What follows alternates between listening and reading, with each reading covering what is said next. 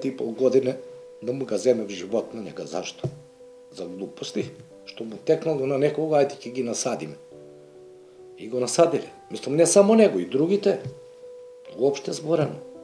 Јуначки издржа се додека него совладаа емоциите. Таткото на Вили Михајловски го отвори срцето. Како е да се биде разделен од синот, кој бил најголем влюбеник во татковината, а после настаните од 27 април бил прогласен за терорист. Никогаш не сум ни помислил дека може да го судат за терорист, а не да биде терорист. Некој ако си ја сака државата, не може да биде терорист.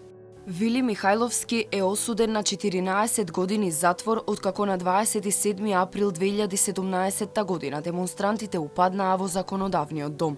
Судската власт ова дело го квалификуваше како тероризам и додека едни беа амнестирани, за други имаше драконски казни.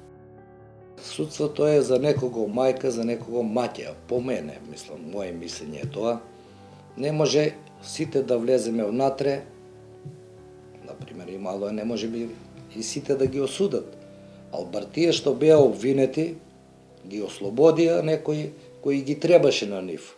А овие не ги треба, ги заглавија по 15 години за нив да легат по 20. Вилијам ја сака мајка Македонија како што ја сака родената мајка, која прерано почина. Ја негува традицијата и свири народни инструменти, од каде и го доби прекарот гајда. Вака Милчо го опишува синот единец, кој го пораснал сам од 12 годишна возраст.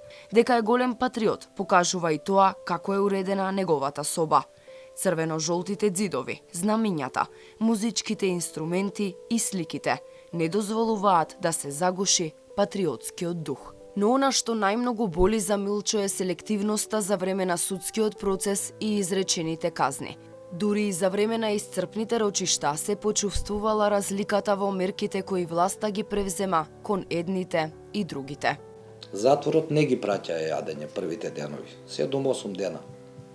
Цел ден гладни, значи од 9 сабале ги донесат, до попладне до 4 сат 5 судење траеше без јадење. Купиме од сендвичара, не може ќе ги отруете, кој ќе труе свое дете. И неправедно е, за мене е неправедно.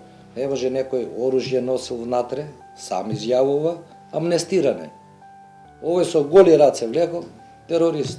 Според Давевски, начинот на кој власта се справи со делот демонстрантите, сместувањето во затвор и драконските казни, е само една скапо платена лекција за граѓаните веќе да не го креваат гласот за она што им пречи.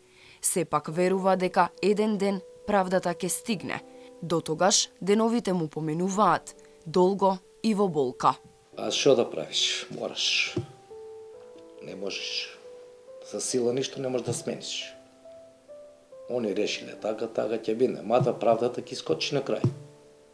Али нема да оставиме тако. И ако треба куќа ќе продадат, ќе ги тушува држава. Вили Михајловски се уште го немал првиот слободен викенд. Според правилата кон крајот на 2023 година за прв пат ќе може да се видат со неговиот татко на прагот на семејната куќа.